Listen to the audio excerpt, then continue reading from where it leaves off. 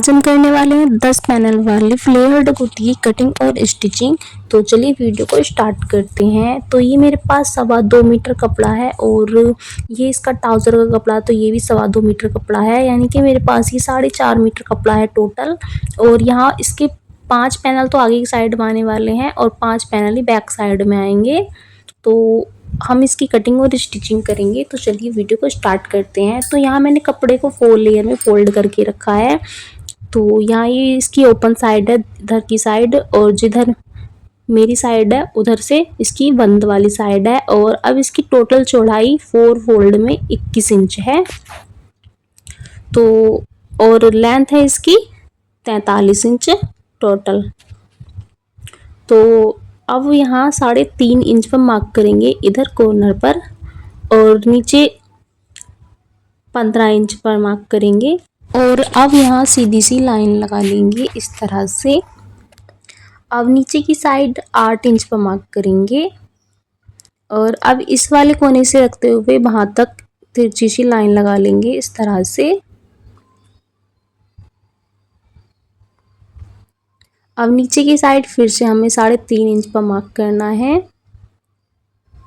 और यहाँ पर हमें इसका हमने पूरा ही मेज़र कर लिया। तो ये हमारा 11 इंच था, और सारा ही अब ऊपर तक इसी तरह से सीधी सी लाइन लगा लेंगे। तो हमारा ये टोटल 11 इंच पर मार्क किया हमने इस तरह से। तो नीचे की साइड हमने यहाँ 3.5 इंच पर मार्क किया था। अब उधर साइड से इंच टेप को इस तरह से रखते हुए यहाँ पर भी हम 15 इंच पर मार्क करेंगे, और अब यहाँ पर भी 3.5 इंच पर मार्क करेंगे। और अब यहाँ सीधी सी लाइन लगा लेंगे उस वाले पॉइंट से मिलाते हुए इस तरह से।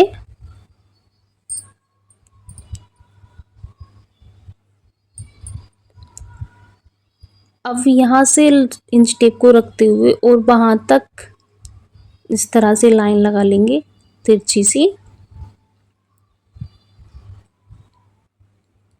अब इस जो हमने ये लाइनिंग लगाई है ना, यहाँ से कटिंग कर देंगे इसको।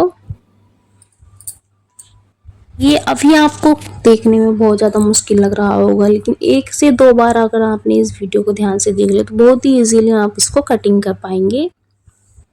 तो ये जो हमारा जो बीच का कपड़ा था ना, ये हमारा वेस्ट था, तो इसको हम निकाल देंगे। और इस वाले पैनल को अब यहाँ पर इधर की साइड को पलट करके रखेंगे। तो इस तरह से हमारे पास ये 5 पैनल हो जाते हैं। तो हमने ये फोल्ड करके कपड़े को रखा था, तो हमारा ये बंद है इधर की साइड से, तो इसको ओपन कर लेंगे। तो इस तरह से हमारे पास ये 5 पैनल फ्रंट के लिए हो जाएंगे और 5 ही बैक के लिए। तो अब इसको खोल करके रखेंगे इस तरह से। तो ये हमारे 2 पैनल हैं, एक फ्रंट के लिए और एक बैक के लिए। तो बैक वाले को भी निकाल करके अलग रखेंगे। और ये वाले भी अभी हमारे पास 4 पैनल हैं। तो 2 हमारे आगे की साइड में ज्वाइंट होंगे और 2 बैक वाले पार्ट में ज्वाइंट होंगे इस तरह से। और ये वाले भी हमारे पास 4 पैनल हैं। तो 2 को हम निकाल करके बैक साइड के लिए रखेंगे और 2 अभी हम फ्रंट में ज्वाइंट करेंगे। इस वाले को इधर रखेंगे इस तरह से। और अब हम ना ये जो हमारा फ्रंट वाला जो बीच का पैनल है ना, बड़ा वाला, इसकी साइड में यहाँ दोनों साइड में इन पैनल को ज्वाइंट करते हुए हम यहाँ लेस को लगाएंगे। ये जो हमारे पास वाइट कलर की लेस है ना, इसका यूज करेंगे, इससे बहुत अच्छा लुक आएगा इसका।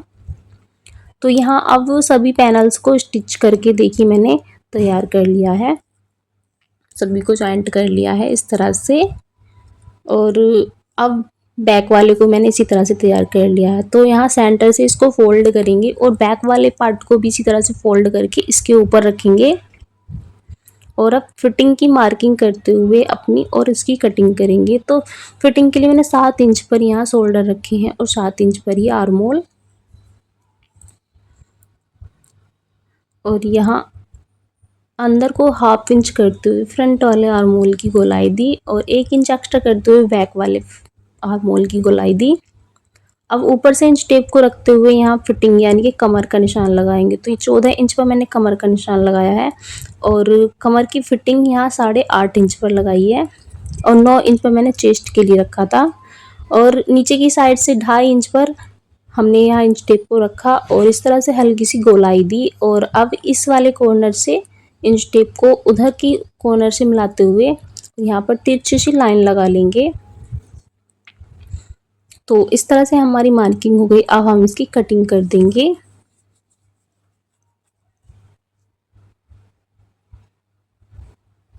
तो दोनों ही पार्ट की कटिंग हमारी हो गई है। अब फ्रंट वाले के लिए भी एक्स्ट्रा कटिंग कर देंगे जो हमने आर्म होल के लिए एक्स्ट्रा कट किया था, यानी कि मार्क किया था। अब बैक वाले के लिए हम नेक कट करेंगे। तो 3 इंच पर ही यहाँ मार्क कर रही हूँ चौड़ाई में, और निचाई मुझे यहाँ सिर्फ 4 इंच रखनी है। तो मैंने इस तरह से गोलाई में शेप देते हुए इसकी कटिंग कर ली।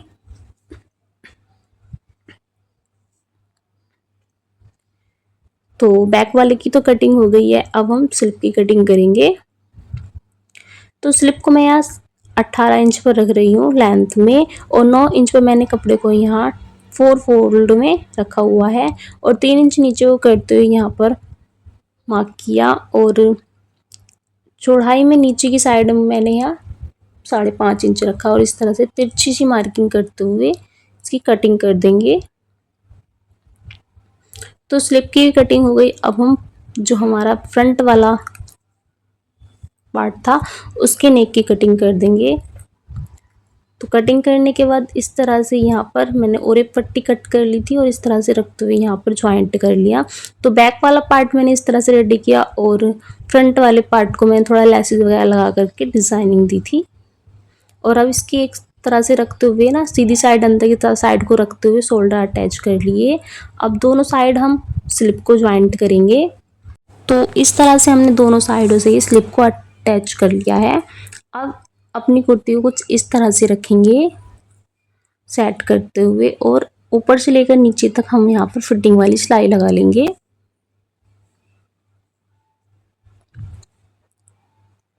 तो सिलाई लगाकर कंप्लीट कर लिया, और नीचे की साइड से मैंने फोल्ड करते हुए इसको तुरपन वाली सिलाई भी लगा ली थी। और कुर्ती हमारी कुछ इस तरह की बन करके आई है।